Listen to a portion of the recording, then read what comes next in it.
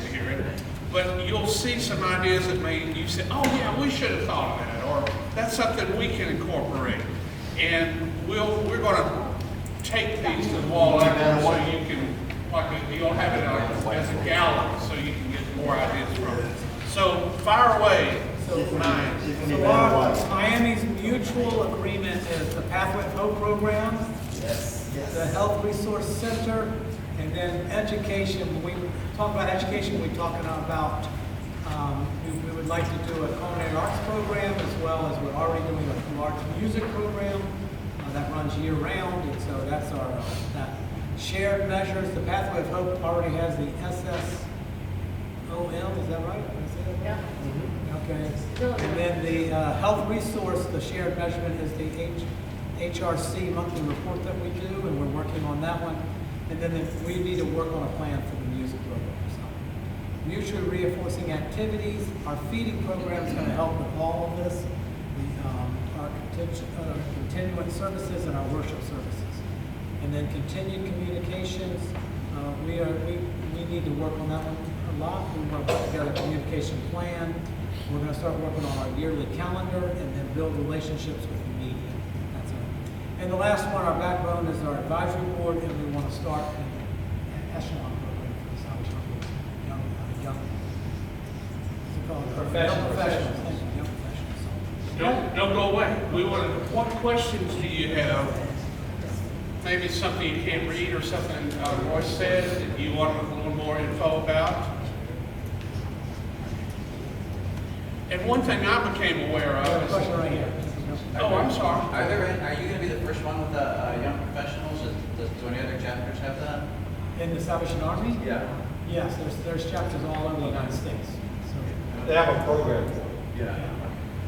we've been trying to get it off the ground.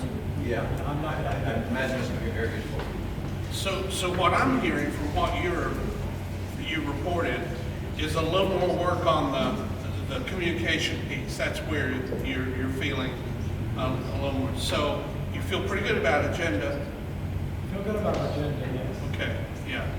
One of the things I didn't do, let's take a moment here, in my presentation before you went, I talked about backbone support, but I didn't talk about what makes up support in the backbone.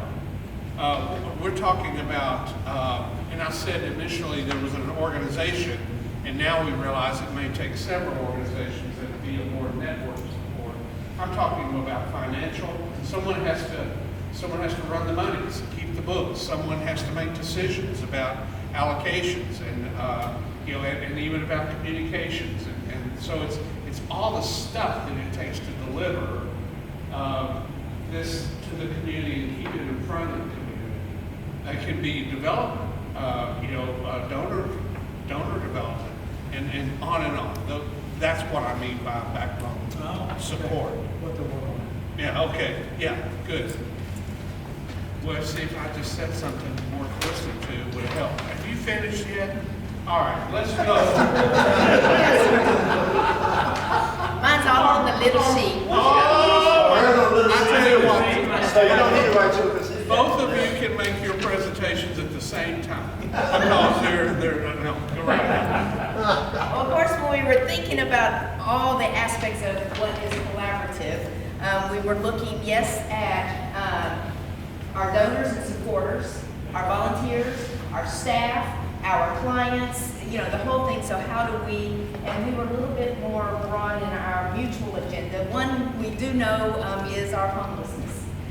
We realize that we will not, even though that seems to be the tagline, to end homelessness, that is not a reality. That will probably never happen on this side of heaven. But we also, when we look at that, we're looking at the solutions that we are dealing with, as well as what other interagencies that we work with, how we dealing with those different, so how do we help with those different solutions? Because every individual is different, and one solution is not going to be a one-size-fits-all. And we're also looking at sustainability into getting them, which of course that speaks right to Pathway of Hope, in helping them not just with providing a bed, but providing them how do they get their own bed and keeping that bed for years to come. And then as well as one of the things that we felt was education. Now, this is a two-sided education because it's also teaching what our clients need to know, but it's also teaching those who we collaborate with, our staff, our donors, what it is that we're doing and how do they help in the education process.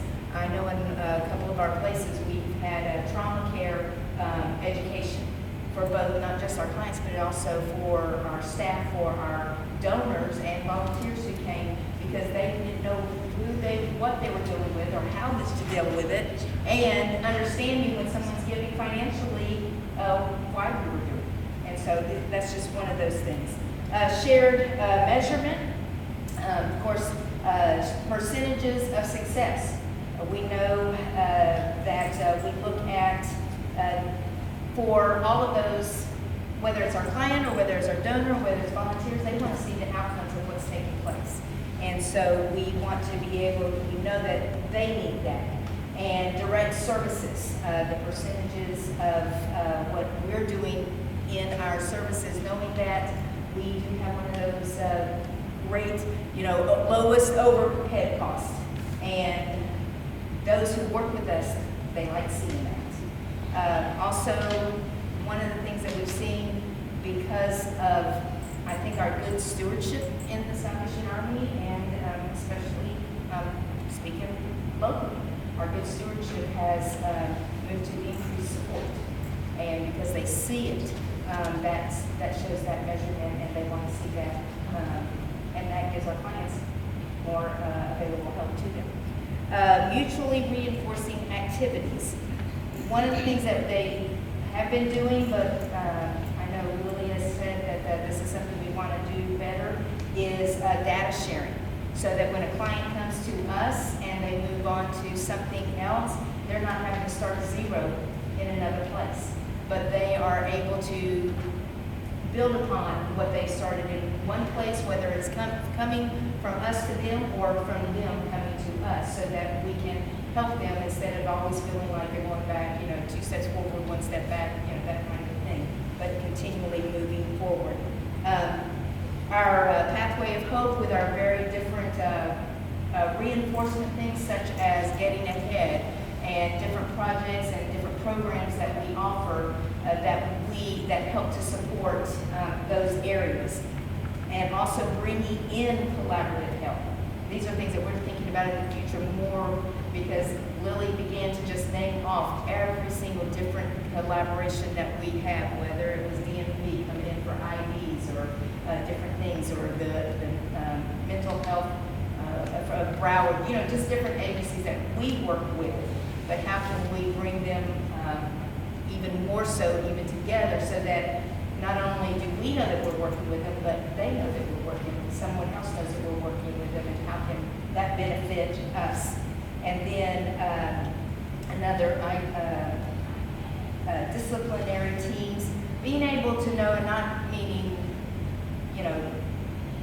getting on to you kind of stuff, but when clients or areas that have issues, how do we bring in the experts? How do we collaborate with someone else where we may not be the expert in that area, but someone else may, and they can come in and collaborate with us to help better the situation or the issue or the individual, or that, such as with, we're not the mental health experts, but we do have them who will come in and help us in that mutual agenda of homelessness. So that's another.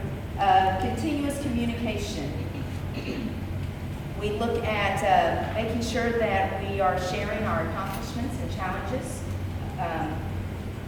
our continual communication through our social media. We also want to look at listening better to our clients, because we can collaborate, allowing them to share, the good, the bad, the ugly, so that we can do better. And then one of our moving on, the backbone of support is we have government, our business community, our advisory board. We do not have the echelon, but we have the ambassadors. And the ambassadors are those, this group that goes out and they spread the word of what's going on, because they participate in different events throughout the year in our Salvation Army and are learning more and being educated more, and then they go out and share. And one thing thing I would say, if you can communicate that on a larger template sometime tomorrow, that would be good. That, don't mind transferring that.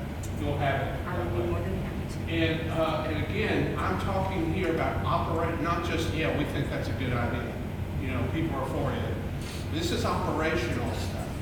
What it takes to actually run the initiative, keep on it. You know, whether it's volunteer development, recruitment, all that. Denzel, y'all have any questions for Denzel's report? You're the man, Denzel. He's a hybrid. You're the man. Get out. I wasn't the only one with a little paper. Do you want me to Hold hold it. for me?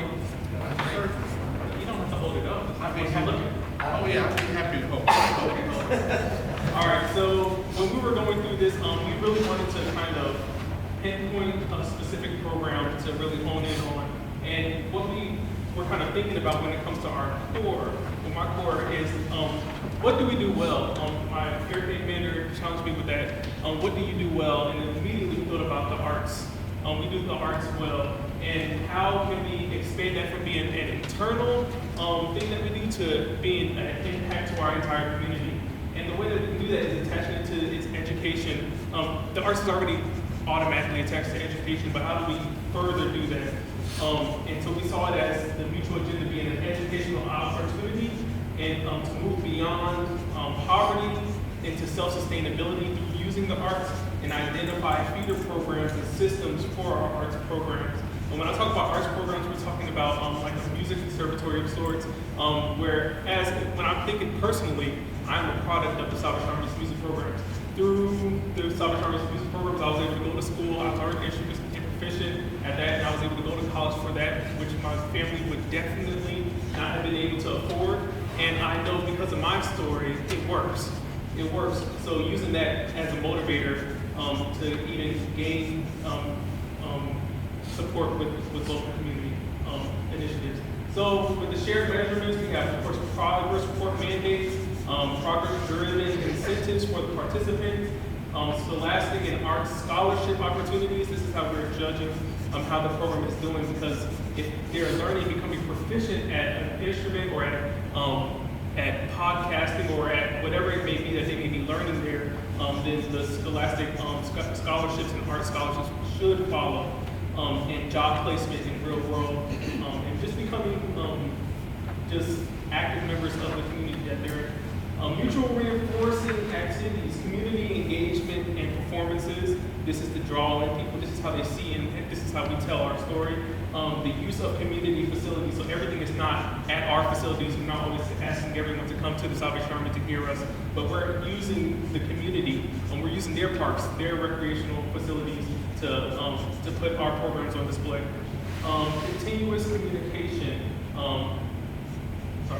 So I'm working here at Council for Programs, and this is to hold us accountable. Do you have something to share on that one? Yeah, a council is not only a way for accountability, but also to make sure people are knowing what it is, and they're, those people on the council will be comprised of people from the community, so it's not just internal, it is an external way of raising the tide for the community in this one simple aspect. And then for backbone support, we have local and mega churches. This is will also be our feeder and giving us kind of the demographic to work with. And then our local colleges, this is where we will get volunteers and because they have mandated hours that they have to perform to even graduate. You know, in all of the work that we've done, I don't ever recall an initiative like this. I mean, this is very specific, pretty intriguing on-ramp to help some kids, and not just kids, but I mean, I think it's fascinating. You have a question? Clarifying question. You actively work with the Park and Rec within your county to provide programming? Like as of now, no. So that's one of the aspects that we want to get into. Okay. I believe in late work they do actually work with the Parks and Rec, which is part of our command. So the doors open, we just bring it open. And one of the communities that we're interested in going to is Bellway, which is very impoverished, but we do work with the government entities out there, and they're always asking. There are other people that can do the food, other people that can do the voting. So we're looking at, let's not let those people do that. Let's focus on an area that hasn't been touched, but still can have a huge impact. Yeah, and what I like, I'm hearing elements here of, you know, the so what. I mean, what is it you're actually trying, what will the contribution look like? And how will we know we're making progress? I mean, that's some really good stuff for traction. Anybody else with something? Well, would you please finish? And, you know, just as a start, as an art project, you know, maybe do musical or something. All right. It is 3:31. Our contract ends at 3:30. Henry Morris. Time and a half? Henry Morris is now responsible for letting us go, so I'm going to turn it over to him. Thank you for your good work today. This only works as you lead in. All right, I hope you guys enjoyed this. This is good stuff. I mean, this is what we're all about.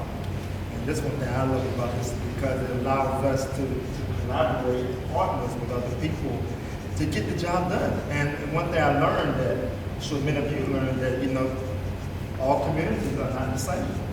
So there's a certain community that needs certain things. And we, by collaborating together with other agencies, we can find out what that need is and tackle it. And we can do that as a whole. It's not all about just the Salvation Army doing it, but everybody coming together for their goal of saving souls in various aspects. And that's just awesome. But the most important thing I love about this is the fact that we can pray with each other. You know, when we did this, when I was in Columbia, we did this, and I had the mayor calling, can I pray with you? You know, that's what it's about, you know, pray. It wasn't just because we're ministers, but hey, they're ministers too, they just do a different job.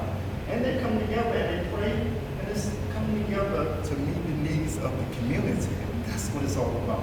And I like what Connie said, she's on the floor, talking about increased support. You know, when we do this thing, when we partner together and we build relationships,